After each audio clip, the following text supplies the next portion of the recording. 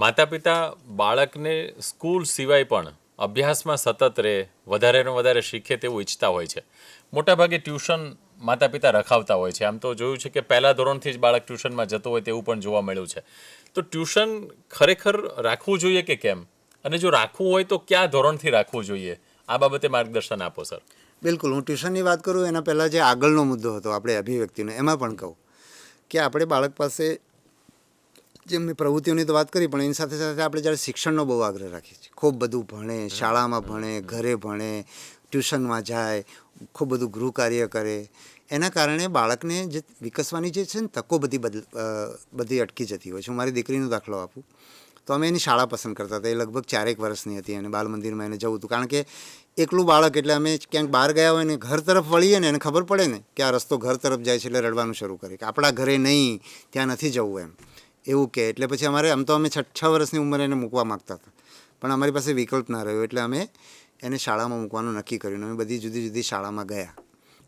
તો કોઈ શાળામાં જઈએ તો બાળકને ઊભું કરીને ત્યાં રાખ્યું હોય, દરવાજાની બહાર ઊભું રાખ્યું હોય.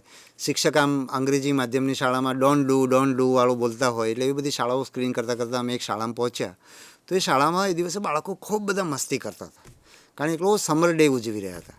એટલે અમને લાગ્યું કે આ શાળા બહુ મસ્ત છે એમ. એટલે અમે એ શાળામાં એને પ્રવેશ અપાવી દીધો જૂન મહિનામાં શાળા ખુલી ત્યારે.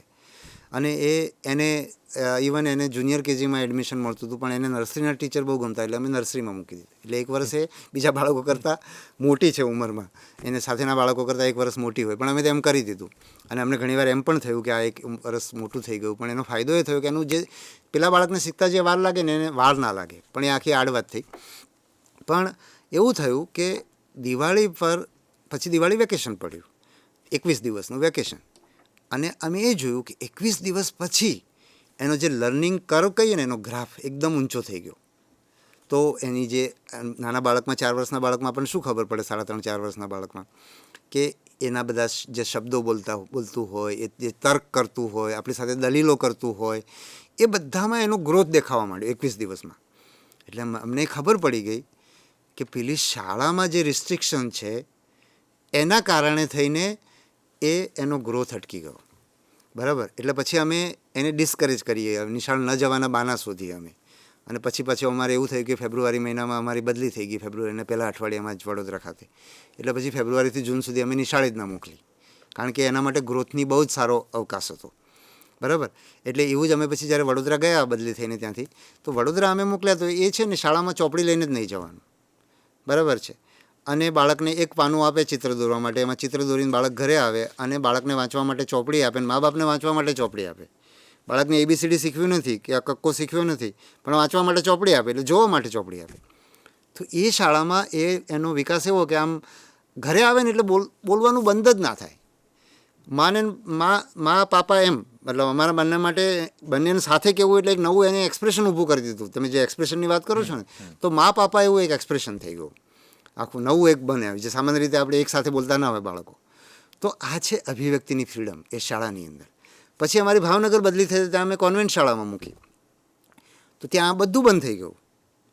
પછી જ્યારે કેન્દ્રીય વિદ્યાલયમાં ગઈ અને પહેલા જ દિવસે મને એમનું એમ યાદ છે કે નિશાળથી બપોરે પાછી આવી અને હું બપોરે ઘરે કદાચ જમવા ગયો હોઈશ કે મને યાદ નથી આવતું, ના સાંજે, બરાબર છે, હું સાંજે એને મેં જોઈ તો એનું આખું રૂપ જ બદલાઈ ગયું.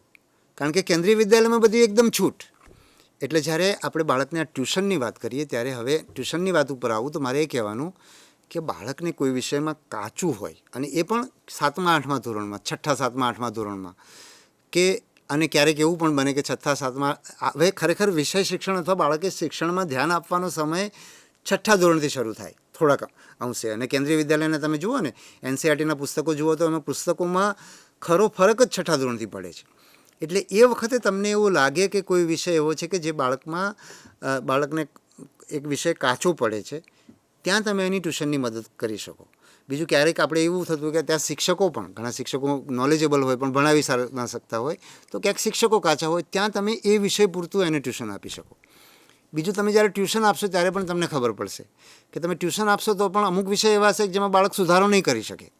એનું કારણ છે કે એ વિષય ભણવા માટે બાળક સર્જાયું જ નથી, અથવા એને રસ નહીં પડે, એ કરશે નહીં સરખું.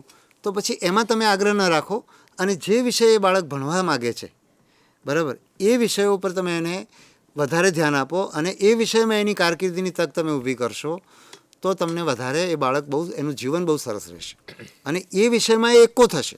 દાખલા તરીકે કોઈ બાળક એવું છે કે ગણિતમાં નથી જ સારું કરતું. મને ધારો કે મારી દીકરી 9મા ધોરણની પરીક્ષા આપતી હતી તો પરીક્ષાના વખતે એ વાંચે ને હું સાંભળું તો મને એમ થયું કે બાયોલોજીમાં મને ત્યાં સુધી ખબર નહોતી કે એને વિજ્ઞાનમાં રસ પડે છે ખરેખર, પણ જીવ વિજ્ઞાન આવે એટલે એકદમ સરસ થઈ જાય. એટલે તમારે પણ તમારા બાળકના સ્પંદનો સાંભળવા પડશે અને તમને ખબર પડશે.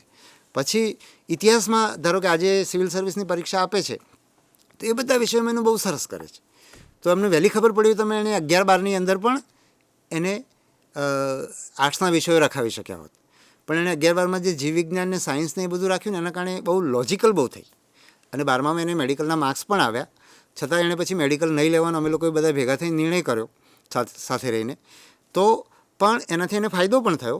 પણ કારણ એટલા માટે ફાયદો થયો કે એમાં અમુક વિષયો એવા હતા કે જીવ વિજ્ઞાન જેવો વિષય છે, પછી જ્યાં ભણતી હતી ત્યાં વિષયો કેમિસ્ટ્રીનો વિષય છે, એ બધા વિષયોમાં એને રસ પડ્યો અને એને ફાયદો જરૂર થયો. પણ એ કેમિસ્ટ્રીમાં એકા થાય કે ફિઝિક્સમાં એકો થાય એવું તો શક્યતા જ નહોતી.